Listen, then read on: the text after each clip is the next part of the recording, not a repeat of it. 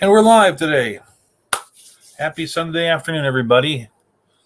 This is the only show, the Dougout Show, that's clinically proven to be 73% effective in random clinical double-blind trials. It's been 54 days since our last no-hitter. Thank you, Corey Kluber. There's currently 245 players on the injured list, having missed more than 9,480 days. The Cubs are 37-27, tied for first with the Brewers. How the heck did those guys get in there? Jim Mudcat Grant passed away today at 85. And Eric Bacchus, a professional umpire, was playing his fantasy league versus Jose Abreu, so he decided to kneecap him with a baseball bat. And you are in the dugout with me, Doug Boyle. Let's get started. I saw there actually some people already lined up in the chat room, which is kind of nice. And we always welcome you guys here on the Legend Network. It's one of the things that makes this network unique. And we start with a thing we did mention in the front end that Mudcat Grant passed away.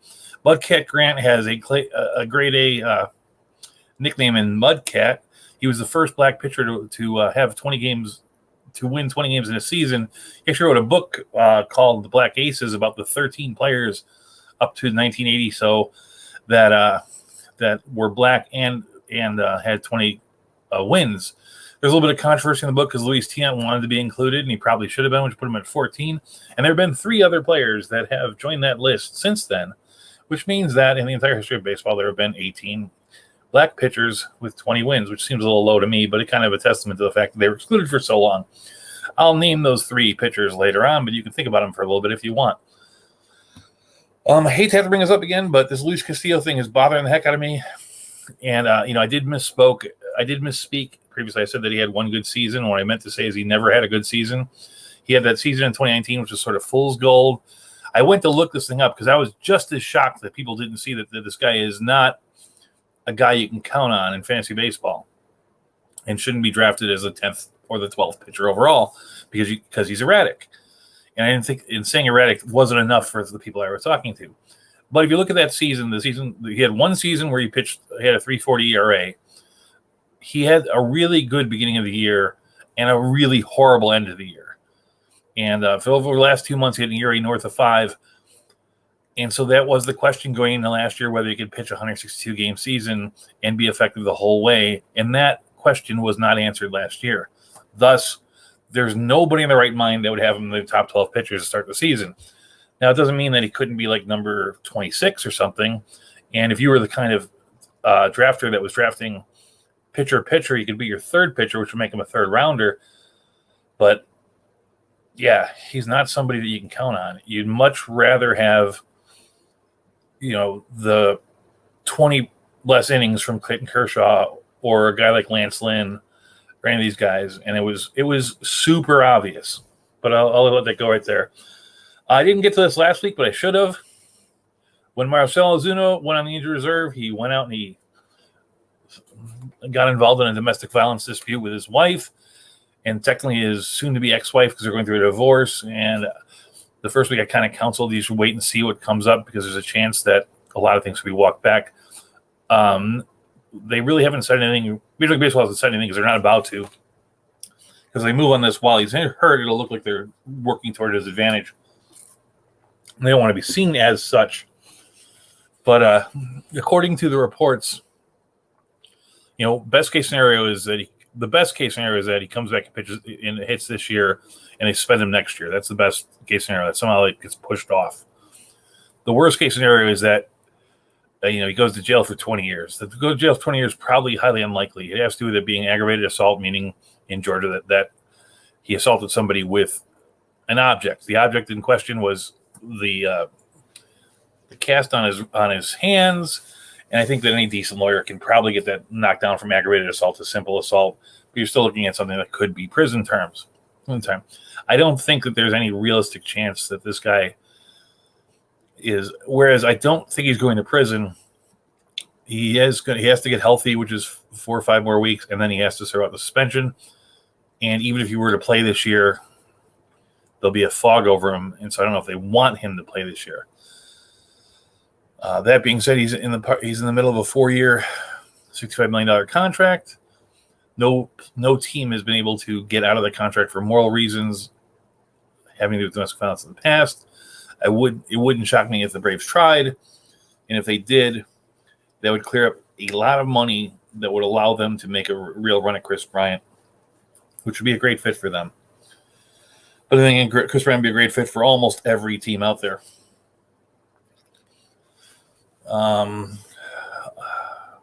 USA Baseball did win their did win their qualifier down here in Florida this week, so they're going to the Olympics. Luke Williams, due to how well he played, he actually got called up by the Cardinals, and admittedly, in the qualifier, he looked like, much like the last qualifier where I went there, where I watched the games to see Joe Adell play, and I thought there was a player that hit better than him. I went there to see Jarren Duran hit, and Luke Williams did hit better than him. Jarren Duran, unlike Joe Adell, did hit well, though. So it wasn't quite the marked difference as before. I bring up Luke Williams because that other player that hit better than Joe Adell in the World Baseball qualifiers, the 12 that happened in Mexico before the pandemic, that was Jake Cronenworth, and he turned out to be a pretty good baseball player. So I'm not saying pick up Luke Williams, but he's a guy that we're going to root for as an American, root for as a baseball fan, but realize there's a chance that there could be something here. He did hit his first home run of the year in a walk-off fashion. Did not hit one in the minor leagues, but he did hit one in the USA qualifying, and he leads the majors in home runs off of pitchers who were contestants on The Bachelor, because he hit it off LaRue, who was a contestant on Bachelor Canada. And the last thing that's big news, and I imagine we'll talk about it a fair amount on Monday, is spin rates. And the truth is, I've been looking at 100 different things, and I haven't been able to get my brain completely around it, but I have a lot of half-finished thoughts, and I'm going to give you 2 of those right now, but realize these are half-finished. There are things that other people just only are talking about. One is, the big thing for me is you got to try to decide who are the players that you're going to try to avoid because they're no longer using this sticky stuff, spider tack and other things. And everyone is really looking at spin rates, and that's what you should look at. And to give you an idea, a spin rate is, if a guy throws the ball about 92 miles an hour, 100 revolutions is 1 turn of the ball on a pitched ball, because a pitched ball takes about 2/5 of a second to a half a second to come down, depending on how fast you throw it. It's about 2/5 of a second on 100 miles an hour. It's about a half a second on pitches under 90. And that doesn't, you think 1 turn doesn't make that big of a deal. But the problem is, and this is what people haven't really been talking about, is that more spin makes every pitch that you throw a little bit more effective, probably except for the knuckleball, which works in the opposite direction. But people are tending to look at the fastballs, and the fastballs are improved a little bit by spin. Curveballs are improved a lot more, and the way I've heard it is that a good spin rate, upping your spin rate can make your fastball about 10% better. Upping your spin rate can make your curveball about 30% better. So I'd like to have an opportunity to look at players that are what do you call it? So having success based on strikeouts from curveballs, and worry about those guys first. That being said, there are players to worry about across the board. And I think that in general, the knee-jerk response would be that I would expect every pitcher, because I think this is pretty much 75% or more of the pitchers there, is going to probably let up, an extra 0.2 of a run per game. Meaning that if you have a 3.15 ERA, you're probably a 3.35 pitcher. I think on the other side of the batters, because they're not going to have this to worry about, right now across the board, Major League Baseball is batting 236. You're probably going to see that jump by about 1%, which would be 246. Which those are both, I think, good things for baseball. The jury's still out on whether baseball is really going to enforce this, because the baseball really doesn't enforce anything, and that's kind of the pitcher's argument of why they're doing this. It's like, well, you say you're going to do this, and you never enforce it. You say you're going to do this, and you never enforce it. You say this is wrong, and you never enforce it. The rule's the rules, even if it's not enforced. The other thing, as far as who's going to be hurt most by this, is that if you think about the time in baseball history, the recent framework history, where people started using these more elaborate means beyond, the suntan lotion and the pine tar, things that are around the baseball club. Right around then, you had a stiff jump in the number of blister injuries. And if you think about the substance itself might be the cause of the blisters. And I'm thinking that we should look to players that are getting blisters that have big jumps, like, for instance, Adbert Alzolay, is it might be a function of them using the sticky stuff. If you think about like having a Band-Aid on your arm and you're trying to rip it off, right? There's a little thing, it hurts a little bit and it pulls at the skin. The spider tack is supposed to be, 30 or 50 times more cohesive, more sticky than a Band-Aid. And so every time you do that, you're kind of like ripping a Band-Aid off your finger, and that actually pulls away at the skin. And so I think blisters might be a way to identify players that are in danger of having a worse time going forward based on not using spider tack or other sticky substances as they're going forward. And with that said, let's get to the media order, which is waiver wire injuries and waiver wire as always. It was a little bit of a light week all this week because fewer players got injured, and it seems like teams' lineups are gelling into they're beginning to look like what they want them to look like.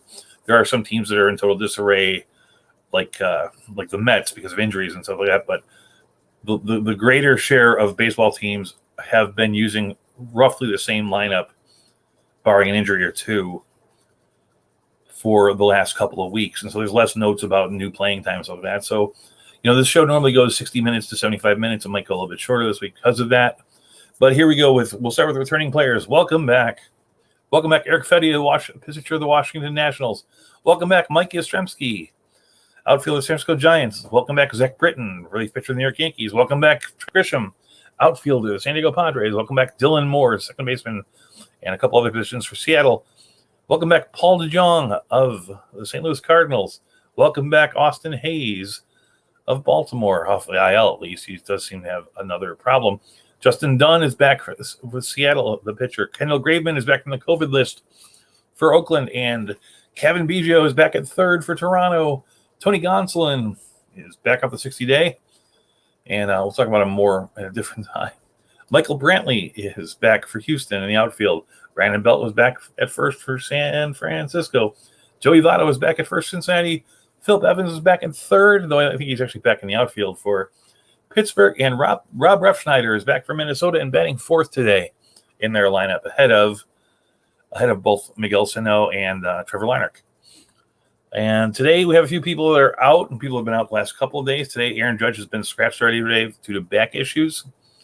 Austin Hayes, as I said before, his coach, Brandon Hyde, said that he tweaked something, which I don't know what that means. I mean, we know what a tweak is, but we don't know where the injury is.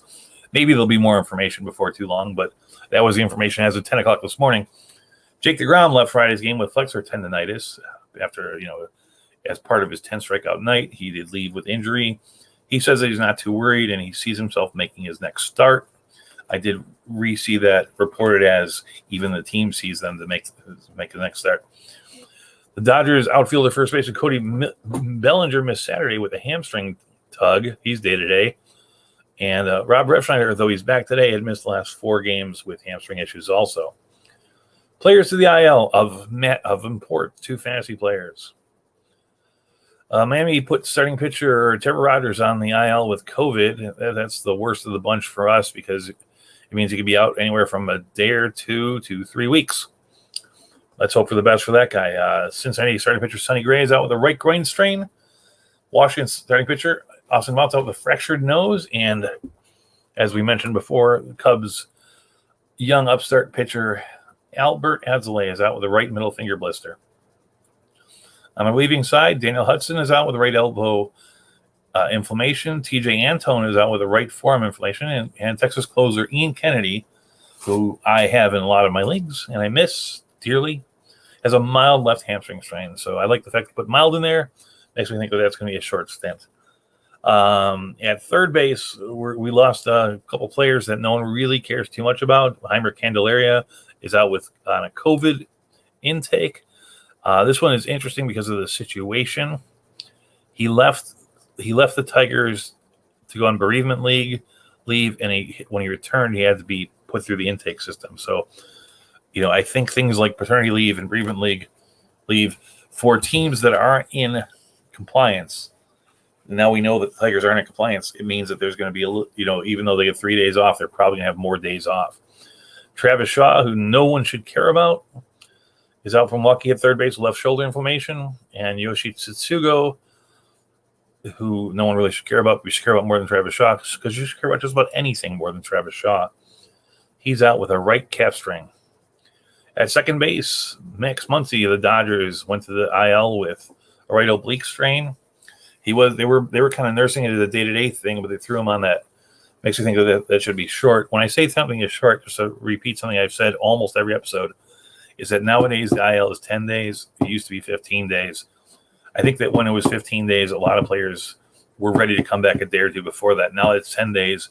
I think players come off it but aren't really ready for a day or two after it. So when I say someone's going to be short, I mean that they're going to be probably 14 days or less. And the cursed Chicago White Sox, four horrible events happened to the White Sox. Nick Madrigal goes right to the 60-day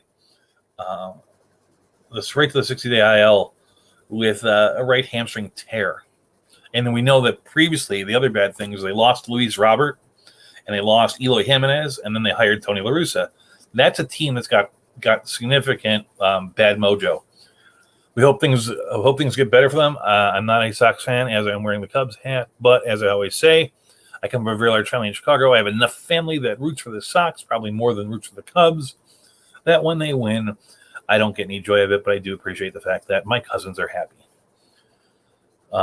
At first base, you have Garrett Cooper out with a lumbar strain, but pushes most of the work to Hayes Aguilar, who's having a pretty good year.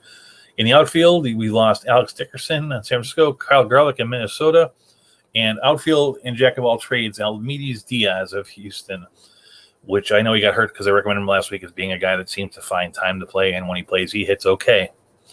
So those are our injury. That's our injury report, and we are at 12-16, which is pretty darn good, which will put us right over to our hitters. And we'll start with the outfield as we normally do, and we'll talk about what has gone on with the outfielders. The Cleveland Indians have sent Jordan Lupo on a rehab assignment to Columbus. I think he returned. I make some notes earlier in the week. Minnesota, Byron Buxton is rehabbing at St. Paul, and I pause a moment to chuckle because in his rehab assignment he's hitting .556 with an OPS of something north of 2,000. So he's ready to play, and he's going to be a big deal for Minnesota. Part of the reason why I'm not really talking too highly about Rev Schneider this week, because his lifespan is Buxton limited. The New York Mets sent Albert Almora to Syracuse on rehab. Now, that's a team that's hurting for stuff. There were some changes that Albert Almora made going into last year for the Cubs of the outfield. He had a really nice spring training, and he never really got off the ground as a player. Not just hitting, but also just playing last year for the Cubs. And now he's on. I'd like to see him get a shot. He's somebody that I definitely would recommend watching because, there are a lot of players that just get better when they turn 27, 28. And I think Almora falls into the category of potential for that sort of thing.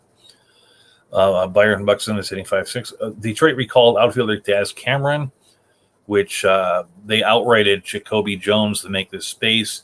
That leaves Cameron and Akil Baddoo as their center fielders. It's unfortunate. I think that if either one were to given the shot, they would be interesting in fantasy baseball. I like Baddoo a little bit better, but not a whole lot better. But let's see how that thing plays out. And if there's a winner in the center field battle there, he would be fantasy relevant, at least in deeper leagues. Hello, Mitch. Welcome to the chat room. The Chicago White Sox selected the contract of Brian Goodwin. Brian Goodwin had a relatively decent year, a year or two back for the LA Angels filling in. And with all the injuries in Chicago on the White Sox south side, Brian Goodwin in deep leagues might be somebody to look at. Cincinnati, of course, selected the contract of Luke Williams, which we talked about at the front end. San Francisco sent former 37 home runs in the minor leaguer outfield Jalen Davis on a rehab assignment to Sacramento. Baltimore optioned Ryan McKenna. Kansas City Royals optioned Edgar Olivares, even though I just bid on him $25 last week. If he were playing, he'd be a good player, and he's not. And Texas DFA Chris Davis. Shohei Ohtani played his 5th game in outfield Friday, which I don't know what leagues it makes him available in. I know people always talk about Yahoo being the most friendly, but he's not outfield eligible in Yahoo yet because Yahoo does this thing where you have to have 5 starts or 10 partial games, and so they only had 5 partial games. Ian Happ is losing time because of Patrick Wisdom's hot streak in Chicago. San Francisco outfield before Mike Yastrzemski arrived last night was Steven Duggar, Lamont Wake, and Mike Tuchman, which is really kind of bad. Seattle, Jake Fraley has started the last 4 games. As a function of the clinic demotion and Lewis injury, he and Tyler Trammell have taken over the spots, and it seems like Fraley's the better player. Fraley was a guy that had a meteoric rise as a prospect in late 2019. He was not a preseason ranked prospect, meaning not top 100, but at the second half of 2019, he was like number 27. And then last year, he got a chance to play, and like a lot of rookies when they first start out, he floundered a bit, and it was kind of an offbeat year. But this time around, since he's come back, he in the last 2 weeks, he's hitting 300 with 2 home runs, 2 stolen bases, kind of an accelerated post-type sleeper. Kyle Schwarber bats leadoff on occasion versus Writings for Washington. Austin Hayes has returned, which limits DJ Stewart's playing time. But like I said, Hayes tweaked something, so DJ starts batting leadoff again today. San Diego, 1 game into Trent Grisham's return, and we can go 2 games into Trent Grisham's return based on their lineup that they're put here. Is that Jurickson Profar is the odd man out of their outfield situation. They have Will Myers batting 4th today, so the outfield FAM has improved his standing. So it's FAM, Myers, and I can't think of a third guy. He's probably the best of the bunch, and I can't even think of who the third guy is. Well, it'll come to me somewhere. Detroit Akil Bidu is the center fielder with Jacoby Jones outrighted, but Daz Cameron is playing center field. Trent Grisham, that's the name I can't remember. Sorry about that, and thank you very much to, I think that's Mitch. And in Chicago, it looks like Brian Goodwin, who we mentioned earlier, will be the Sox center fielder versus righties. It's early to tell. He's only been played for about a week, but Luis Garcia gets to the lefties, and this is, of course, with Hamilton being out. And I think Goodwin has got the talent to, considering their situation, he may be able to be useful out there. In New York, Brett Gardner's everyday center fielder. Miguel Andujar seems to be their everyday left fielder. Miguel Andujar did take a walk this week. Admittedly, it was an intentional walk, but still, that is progress. But, you can't argue with the fact that this guy's had 5 home runs the last 2 weeks. And his pedigree from his rookie year, where some people argued that he probably could have been the rookie of the year over Shohei Ohtani. Myself being one of them. He was a guy that hit a lot of doubles and did some pretty decent things. So he's a guy that I'll be recommending this week. Mets outfield is still a bit of a hot mess. That's why I was saying I hope Almora comes back and gets on it. But you can find some short-term help in players like Kevin Pillar or Billy McKinney. I like Pillar better because given a full season of play, he's a guy that could hit 15 home runs, steal 15 bases, and stolen bases are something that we care a lot as fantasy players. But Billy McKinney was scratched last night with right knee soreness. So that hurts in him, which brings us to our recommendations here. In the shallow leagues, I'm actually amazed at some of the in the shallow leagues in outfield, because of what you're looking for is a guy that is like, if you're in a 5-team, 12 outfielder league, in order to be playable, the guy has to be like a top 60 outfielder, and there's not a lot of guys that really have that. So the only guys that the guy that really jumps out that's available in 34% of Yahoo leagues is Ahmed Rosario, who is batting second for the Cleveland Indians, hitting well, a real threat to steal. He should be rostered in more leagues than that. I also think Odell Herrera has done enough so far, and then the 2 guys that are a little bit more of a reacher, Jake Fraley and Miguel Andujar. In the deeper leagues, a 15-team league like the NFBC, Jake Fraley is only rostered in 20% of leagues, and that should be much higher. Good luck to you guys playing against me on NFBC because he's on every one of my teams. Brett Gardner is in 7% of leagues. I don't think he's a bad run out there either. We talked about Tony Kemp last week, still only at 10, and Kevin Pillar at 29%. Brian Goodwin at 0. If you just need stolen bases, It does seem, the way that Kansas City is shaking out, that they really care about center field fielding. And so Jared Dyson is getting some playing time, and he's actually hitting better than he usually does, but I don't expect him to stay. But he has stolen 3 bases in 2 weeks. So Jared Dyson is a pure stolen base play. So to repeat that, Ahmed Rosario, Jake Fraley, Miguel Andujar, I really like. And there's a lot of other players there. Odubel Herrera, Brett Gardner. That's the outfield.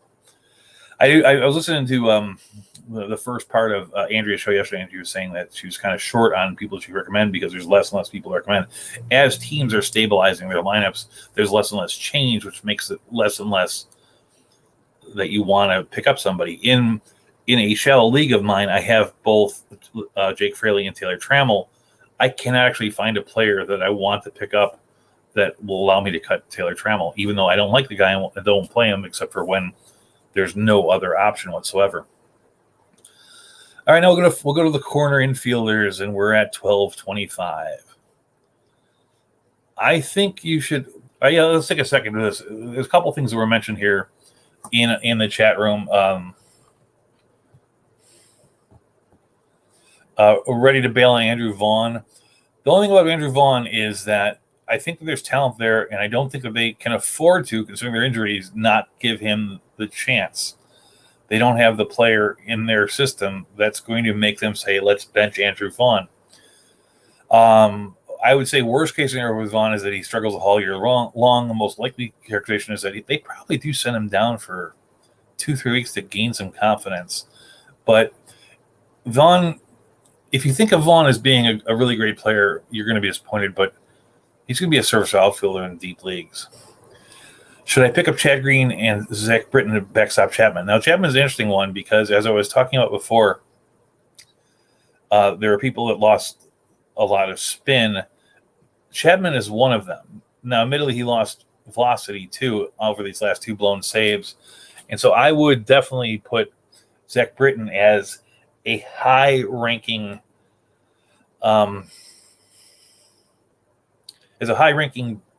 backup, hope to move into closer kind of pickup this week.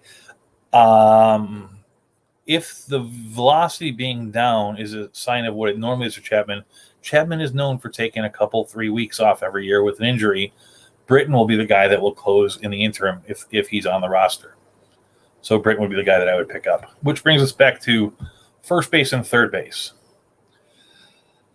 And there's much less notes on everything except for outfield because everybody's an outfielder. Cincinnati signed Logan Morrison to a minor league contract. He's a guy I always bring up when you're talking about along with the Giants. No, I don't believe so.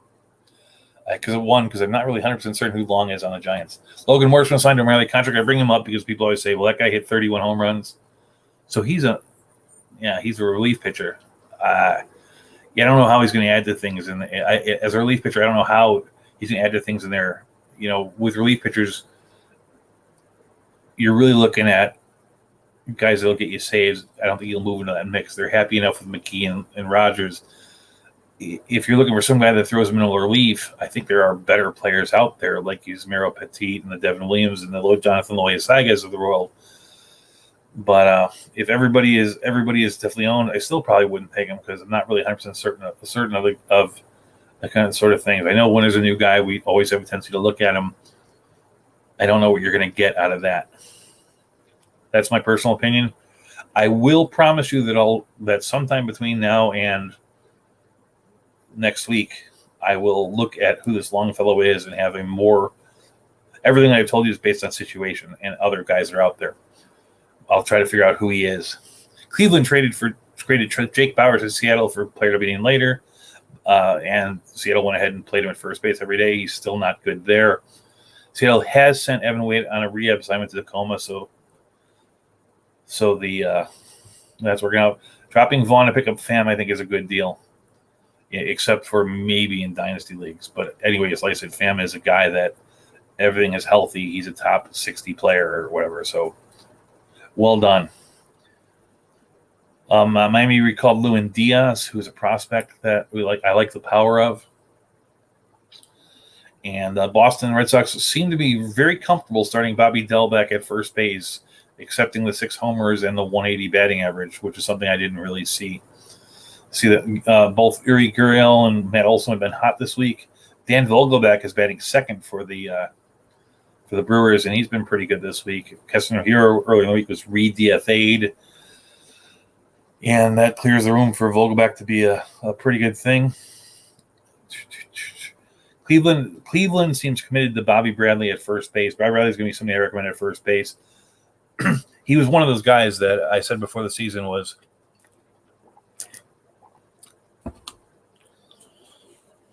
he was one of those guys that I said was in deep leagues at first base has enough power to be useful, and you can draft or not draft anything. I think Bradley's a guy if you need a first baseman, you probably should go there. He has been batting fifth since he's been there. Let's see how it's there. In LA, Max Muncy and Belly has been hurt, which leaves room for Albert Pujols. And in Colorado, CJ Cron has been cold. Yesterday, in a very minor move, they called up Connor Joe. But Connor Joe was pretty effective playing first in Cron's absence. I think you might be looking at something where Cron is limited in playing time.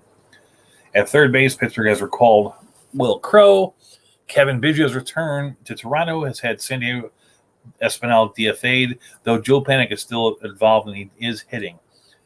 On Saturday night, Kevin Biggio and Panik played. Panik at third base with Biggio playing left field in place of Lourdes Gurriel. I think that was just a day off because Gurriel hasn't been that bad, but that's a team with a lot of good players on it, and I don't think that Panik is done. But there is a question as to where Biggio will wind up. Asdrubal Cabrera, who I like in Arizona, has only played twice since his return 7 days ago, and one time.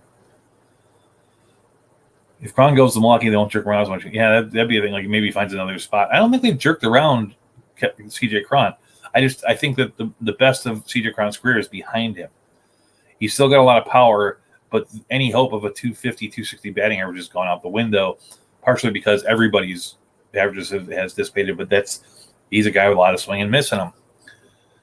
Asdrubal Cabrera has only played twice since his return, one time at DH, so it was even a situation. I think that he's a guy that I'd like to pick up if he had playing time. With Evan Longoria out in San Francisco, Jason Vossler starting at third base, hitting eighth. Michael Franco has been good this year. Would you dump Cron and pick up Votto? Sorry, I'm taking a moment to jump over these questions up here because it basically says here, Cron goes lucky, won't jerk around as much. And would you dump Cron and pick up Votto? I don't know if I wow, that's really close. I mean, I guess I would because I think that you're going to get 70 to 80% of the home runs out of Votto that you get out of Cron, and everything else will be better. It's not something that I'd be excited to do, but it probably is the right thing to do. You know, Votto betting second in the lineup behind or whatever. You're either going to bet second in the lineup behind Castellanos and Suarez, or he's going to bet in front of them. So, on base league, sure. That's one thing. I mean, Joey Votto in on base league jumps significantly. The changes to his batting style is probably making him like a 250, 260 hitter, but he's still going to have that plus 100 on base, maybe even higher. He's not a 400 on base guy anymore, but he's still a high 300s. Michael Franco has been good this year, a guy that I kind of stormed out on. Third base has been so weak that what does that say? And he's been the regular third base, which has been relatively weak. Andrea has shown up. Good afternoon, Andrea. Brad Miller has started one game since Bryce Harper returned, so the Brad Miller concept is not quite there anymore. Pittsburgh's Phillip Evans, since return, has played 4 of 5 games, once in left, once in right, once at first, once at third base. I expect him to settle in left field eventually over Kaya Tom. In Kansas City, Kelvin Gutierrez's play has actually forced Edward Olivares to the minors, and with as little as there's available at third base, he's somebody that pops in there. And Detroit has been using their prospect Isaac Paredes as the Heimer Candelaria injury replacement. So at first base in the deeper leagues, there's a lot of good names there. I know Somebody said they traded Alex Kirilloff for Anthony Rendon, which is a brilliant trade. Though I still like Alex Kirilloff's first base. Ty France is first base eligible. Brandon Belt's still there, and Joey Votto is actually my last recommendation. And the last recommendation at 17, and he is somebody because of where he's going. That's a pretty good deal. In the deeper leagues, Daniel Vogelbach batting second for Milwaukee in the capacity of home runs. He's somebody you can't overlook. Bobby Bradley is the number 2 guy on those leagues. He's had 2 home runs since call-up. He's only 22% owned. And then you have the 2 guys that are long-term good players, and I'm a little higher this week on Albert Pujols because of the injuries in Los Angeles. And I still have and always have like Mitch Moreland. Both of them are owned 10% in deeper leagues. At third base, the number 1 guy in the Yahoo leagues is Jonathan India. He's leading off for that team, and he said, it seems like he's figured it out this time around. We could look back at it in a month and say we're wrong about this, but right now, he's the one guy in this group because the other guys at third base are Miguel Andujar, Jonathan Villar, Dylan Moore. They're all decent players, and Dylan Moore has just returned from his injury and hit a home run his first night back. They're all decent players, but they're not guys that are going to make you dance a little jig. In the deeper leagues, this is where it gets really ugly. In a 15-team, 30-man roster league, guys that are available are like Kelvin Gutierrez is probably the cream of the crop. And if you needed somebody at third base, I would definitely take. Barring him, I would probably take a flyer on to see if Isaac Paredes can do something with this time up. In 2019, Paredes did hit 282 with a 368 on base percentage, so he can take a walk with 13 home runs and 5 stolen bases. Not super jumping out numbers, but he's a contributor. That's for certain. Outside of that, the only other 2 third basemen worth anything are Jake Lamb and Joe Panik. And they're not anything really that great, and we're at 1236. And we go to shortstop, second base. Not a lot of notes on these guys here. In Philadelphia, the Phillies have sent Didi Gregorius to Lehigh Valley to rehab, and Paul DeJong has returned, pushing Edmund Sosa to the bench and out of any kind of real relevance to us. In Minnesota, Luis Arias is to rehab at St. Paul. Detroit's recalled Isaac Paredes, who we already mentioned at the other position at third base. He's also at second base eligible in many leagues. Philadelphia option Nick Maton. In Boston, Enrique Hernandez, their second base outfield, has reclaimed the leadoff spot. At least he's played the last 3 games. And when you're hitting ahead of, I don't think there are many teams that have a 3-4-5 like Devers, Martinez, Bogarts. That's going to be productive. The one guy that I'm really excited about, and he's a name that you're going to kind of laugh at, but if you're looking at somebody that is going to replace Nick Madrigal for 6 days, the Colorado Rockies have sent Chris Owings on a rehab assignment to Albuquerque. He has not played yet, but it'll start this week. Also, we have a friend of the show, Nick Gordon. Talbecker Chapman. Friend of the show, Nick Gordon, G5. He started last night. He's been hitting really well in his limited time, and his time is limited by how much time Buxton's out. But Nick Gordon, following in his brother D. Gordon's footsteps, started last night in the center field there. And he's still on bases. Yeah, true. I still wish him to get there, and I promise you that sometime in the offseason I'll get him to talk to us live. And Chicago, Danny Mendick is Nick Madrigal's replacement. Yeah, he's Dee's brother's younger brother. Different mothers, though. D. Gordon's mother is the woman that was murdered. Her last name was Strange. But yeah, they live down the road here. And if you remember, Nick Gordon did give me the rights to his music to use as my my theme song to this podcast, which I did do when we were on Spreaker, and I had the capacity to play a song. I don't know how to do it on this site, so haven't done it. But we're not close friends, but we're Twitter friends, and Danny Mendick is Nick Madrigal's replacement. Ruben Odor has set twice versus lefties. It looks like New York is doing a platoon between Odor and Gittins. Gittins getting to face the lefties. Odor versus the righties with LeMahieu bouncing back from first to second base as part of that return. Anyway, recommendations here at shortstop and second base. We talked about him already for the Yahoo Leagues. Ahmed Rosario is only on a 34% of lead. Last 50 at-bats, he's had 2 home runs, 2 stolen bases, batting .396. J.P. Crawford, former number 1 pick. You always watch these guys because you never know when they just put it together, and they might become what Byron Buxton is today, or they might become what Anderson Profar is today. Either way, that'll be useful, but Crawford, a guy that's barely owned, has been hitting .333 over the last 2 weeks with a stolen base and a home run. Brendan Rodgers over the last 2 weeks has played very well, and those are the 3 guys that I recommend the most. Also in this list are Jonathan Villar at 43%, Willie Adames at 21%, and Paul DeJong at 30%. In the deeper leagues, there's not much to really get that excited about.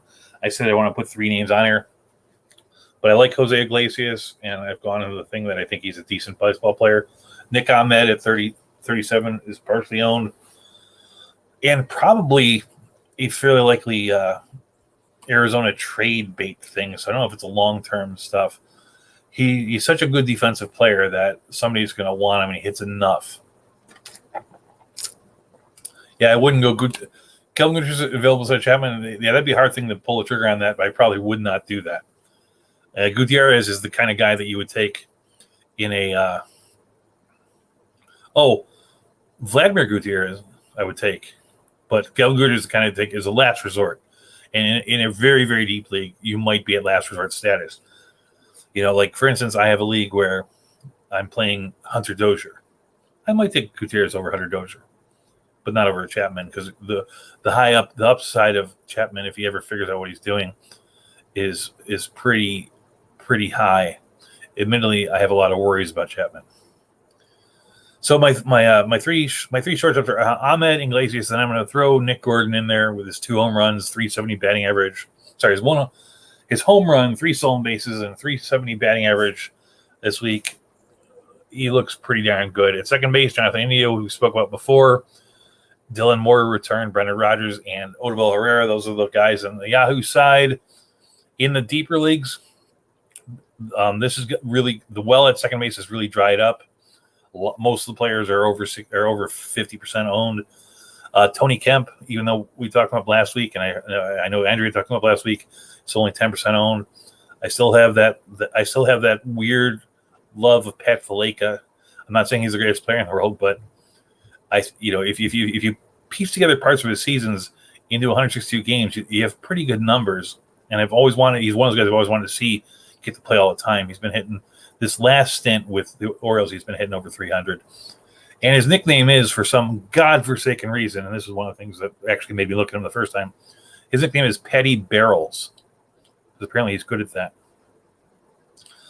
There are a couple other second basemen who I think are just hot right now, the short term. If you're really in a bind, Christian Arroyo of the Red Sox, Sergio Alcantara of the Cubs. I don't expect long-term success from this stuff. I do remember once a long, long time ago, Christian Arroyo was the number 1 prospect in the San Francisco Giants organization, which was more of a testament to how bad their minor leagues were at the time. If he had been on, say, the Cubs, he would have been the 17th best player. If he had been on the Rays, he would have been the 26th best player. I remember those numbers from those days. But not many people can say they were number 1 organizational prospect, and Arroyo can say that. So in my recommendations there are Iglesias, Rosario, Rodgers, and a couple of small ones. Hey, it looks like our chat room is really kind of up. So I'm playing Pinder. Yeah, I kind of like Pinder. Pinder always hits the ball hard, never really pulled the thing off. He's in that Pat Valaika world of guys that I've liked, and I'd like to see him do more than that. I'd like to do more than that. Catcher at 12:43, which is our timing, is doing really, really good. We're going to get this done in an hour. Catcher I never want to talk about very much, but there's a few things you should know. That Wilson Ramos, a lot of people are talking up some catchers in Detroit, including myself. But Wilson Ramos is rehabbing in Lakeland this week. I do think when he comes back, there'll still be some room there because he'll play DH. But it makes you a little nervous about guys that you might have picked up there, like Eric Haase or Jake Rogers. Houston, Jason Castro's on a rehab at Sugarland. In Washington, Yan Gomez returned. In Cincinnati, since Joey Votto's returned, Stevenson has played 3 games at catcher. What the heck is that? Stevenson has played 3 games at catcher. Barnhart has played 4. Though when Stevenson does play, he bats cleanup. It does hurt both those guys. I actually released in my deep league Tucker Barnett last week for Tom Murphy based on what I thought a playing time situation might be. And Max Stassi is hot as hell. And I said it before, he was a guy that I was targeting and I wasn't able to get because people were targeting him higher. But he led all catchers last year in barrel percentage. The recommendations there on the short staff, you don't really think much about it. Omar Navarre is only 46 owned. Max Stassi is 17% owned. If you're on the bottom end of the catchers, you're in a 12-team league, and you're playing with the 10th or 11th or 12th best catcher, there's no problem with you cycling through a hot Stassi or cycling through someone like that. William Contreras is also available in 82% of leagues in those things. In the deeper leagues, the NFC style league, Tom Murphy is only owned in 49%. I do think that they've paved way for him to be the everyday catcher, and he does have 20 home run power because of injuries in Toronto. Reese McGuire, who had a pretty good rookie season, hitting over 300 with a couple home runs, is going to get more playing time. He's only owned in 2%. Other than that, you're going to be bidding on catchers that have part-time playing time, like Castro when he comes back. But Kurt Suzuki on the opposite side of Castro has hit pretty well. Jake Rogers has got power. Zach Collins has got power. Do I continue to sit Alonso or Alvarez and Gurriel over Yuli Gurriel? For sure. That's Jordan Alvarez. That's closer. But yeah, you do. That's a lot. Maldonado, see Andrew says Maldonado Maldonado is a playing time play. He's going to play all the time, and they'll give a thing. Yeah, Yuli 1, Alvarez 2, though, and Alonso's 3 in that grouping. That's a lot of stuff there. Which brings us to the pitching side of the thing.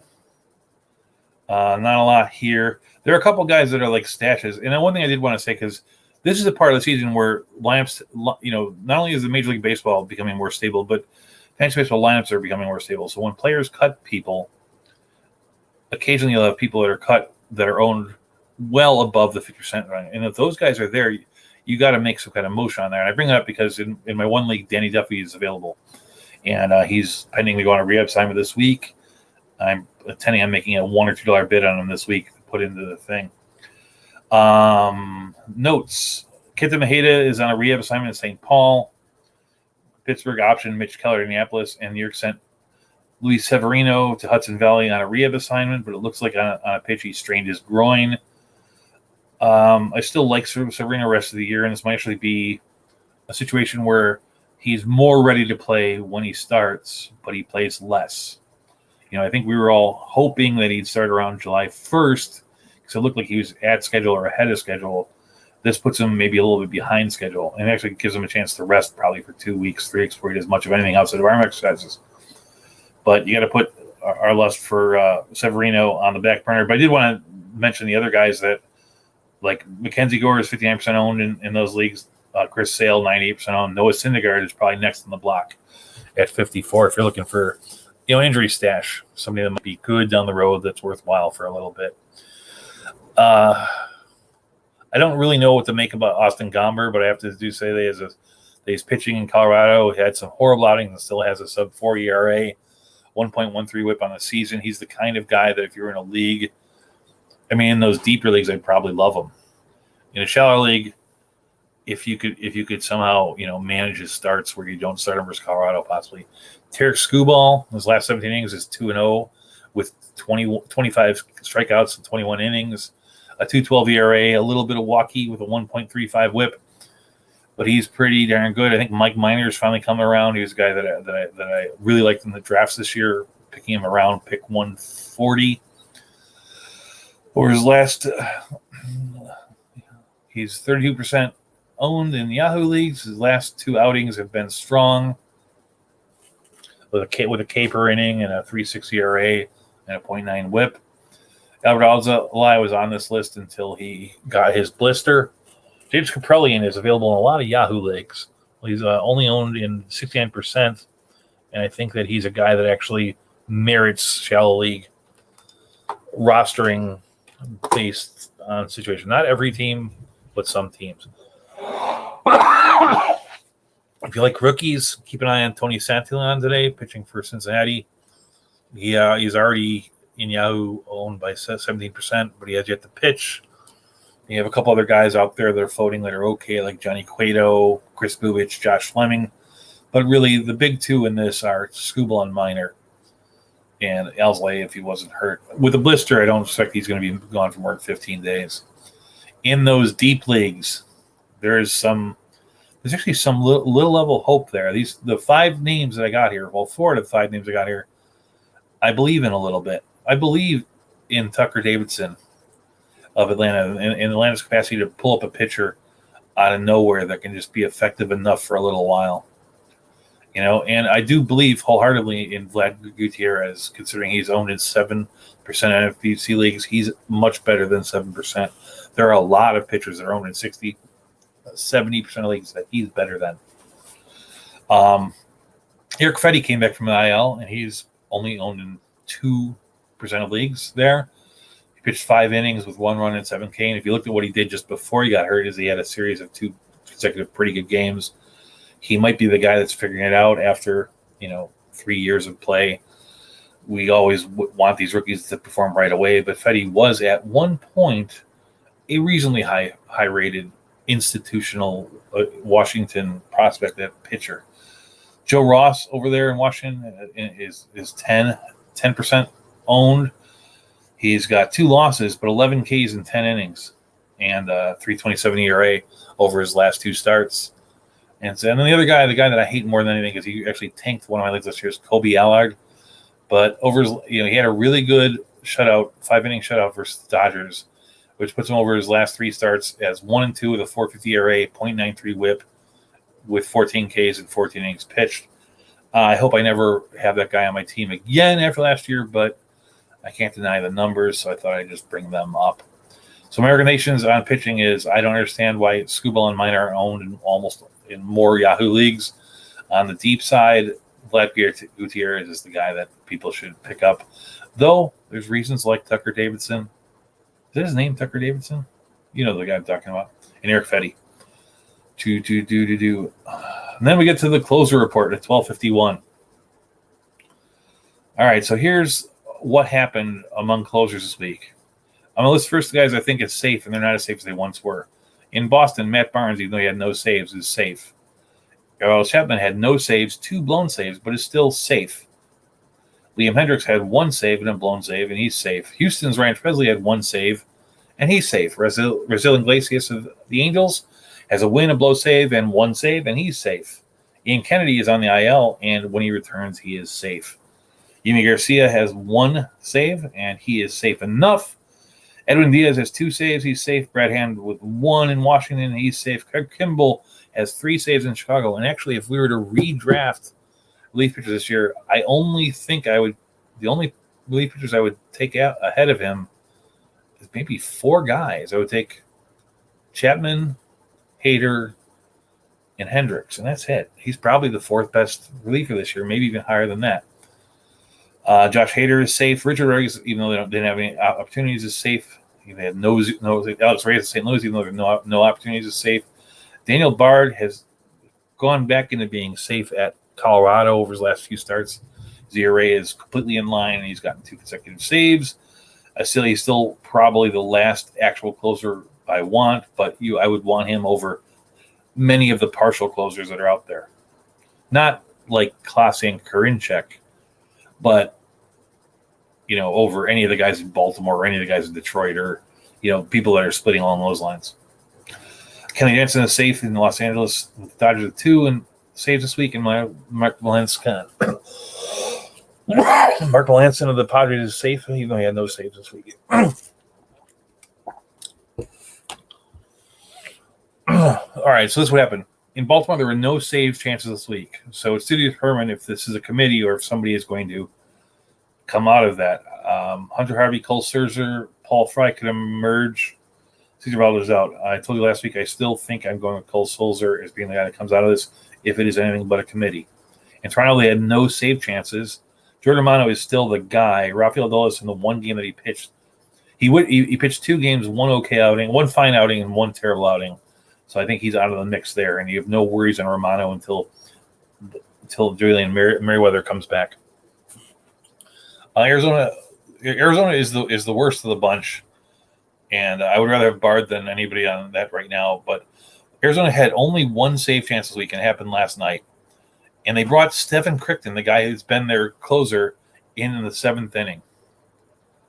And then they brought Joaquin Soria to close the game in the 9th inning. Of course, he blew it. He didn't blow it normally. He blew it in grand fashion, allowing 3 runs, back-to-back doubles to Jose Iglesias and Taylor Ward. If I'm looking at this thing going, I don't like anyone there. They've moved Taylor Clark out of being a starter into their bullpen, and he's pitched fairly well. It wouldn't shock me if he's the guy I'd speculate on. It wouldn't shock me if 3 weeks on the road, Clark is their closer, because what they did on Saturday said they don't really like Crichton, and then so Soria didn't do it. Now, I bet they'll give Soria one more chance before these things happen. In New York, Chapman has seen a spin rate drop and a touch of velocity drop in the last 2 outings and 2 blown saves, 2 losses. Zach Britton is back, and he's the guy that you should pick over Chad Green. Like I said, I think that Chapman's yearly DL stint is in the not-too-distant future based on the velo drop. And in those situations, Britton has always been a capable closer. In Tampa Bay, their committee gave their 2 saves to Diego Castillo this week and 1 to Pete Fairbanks. It's still a committee. It's kind of a scary thing. Like, for instance, I'd rather have Bard over anybody in Tampa except for Diego Castillo. Put it in play. I think he's the I'd rather have him over Fire Ison. I'd rather have him over Fairbanks. Boston only had 1 save this week. Went to Adam Ottavino. It was a rest issue for Matt Barnes. Aaron Bummer came in at the saves in the one game that Liam Hendricks faltered this week. In Detroit, Joel Cesaro got the 1 save opportunity, and he converted. Soto must only be in the mix, but as Fulmer nears return from injury, that is a situation which we just don't know anything about. I would still gamble on Fulmer being the best of the closers there. In Kansas City, there was no save chance this week. Scott Barlow took the loss. There's been some motion in the way that they're playing pitchers that Stelmont is their preferred closer.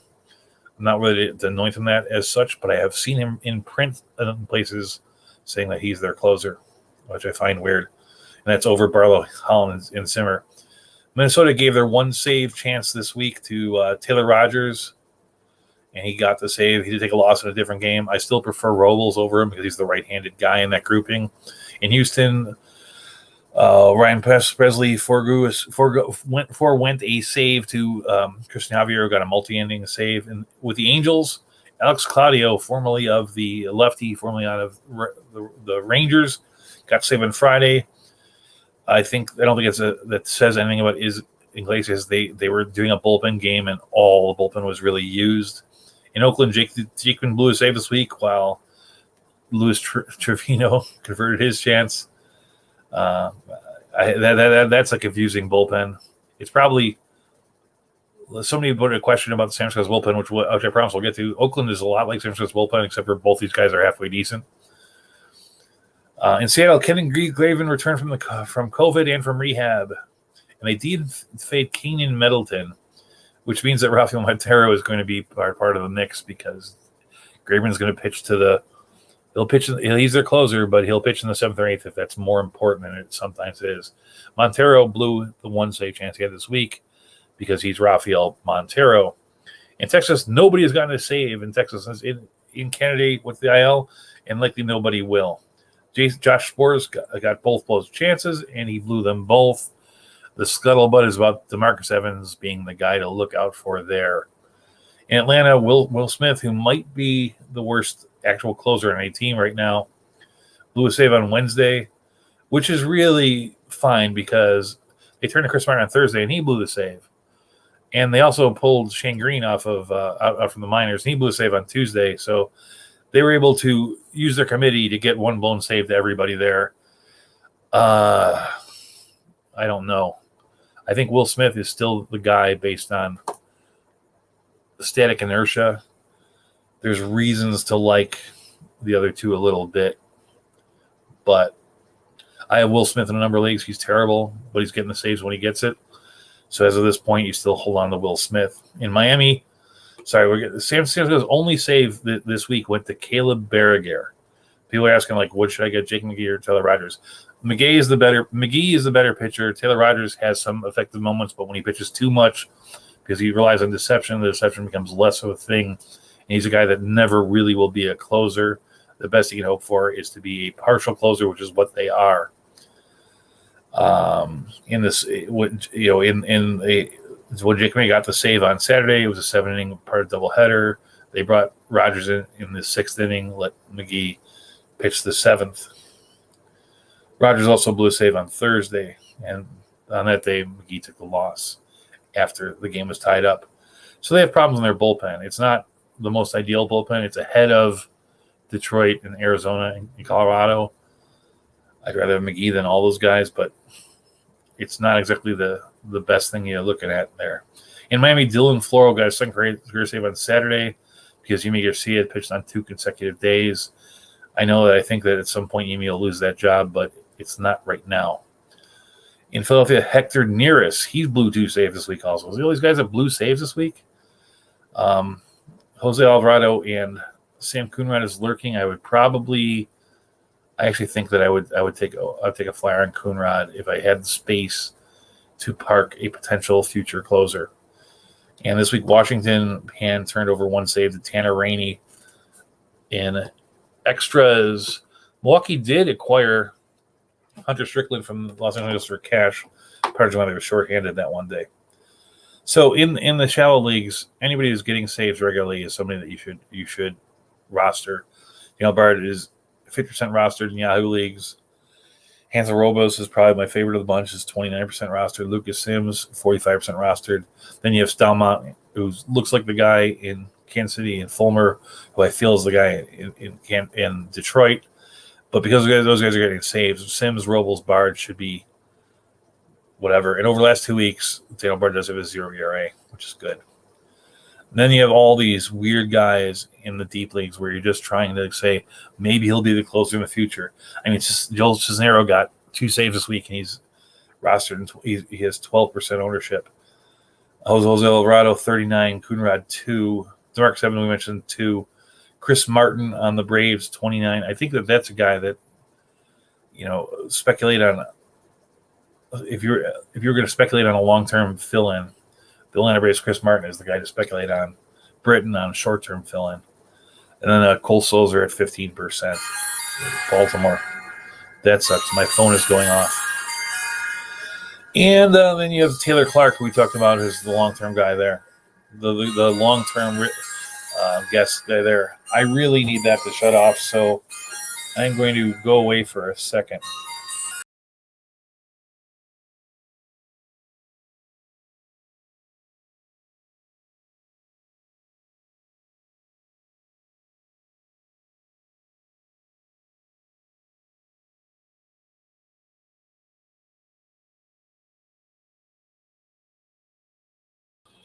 And I'm back. Just so I turn off my alarm clock. My phone went off, and I apologize, listeners, on that. I will go through that.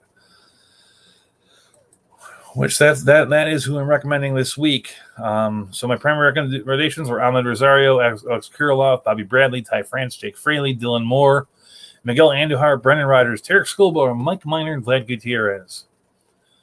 The AL batting leader is Vlad Guerrero batting 338. The National League batting leader is Nick Castellanos batting 362. The AL wins leader is Aaron Savali with 9. And the NL wins leader also has 9. That's Julio Urias. Don't let people tell you that these things don't matter. The truth is, the win is the most important part of the game. Remember, tonight, George is on at 6:30. Lenny with the flagship show will be back here Monday morning at 9 a.m. And the round table will be here Monday night at 8 o'clock. We'll talk to y'all later. Thanks for being out there. It was a nice, happy, fun chat room today. And we're in an hour and 4 minutes, which I'm really happy about. Happy baseball, everyone.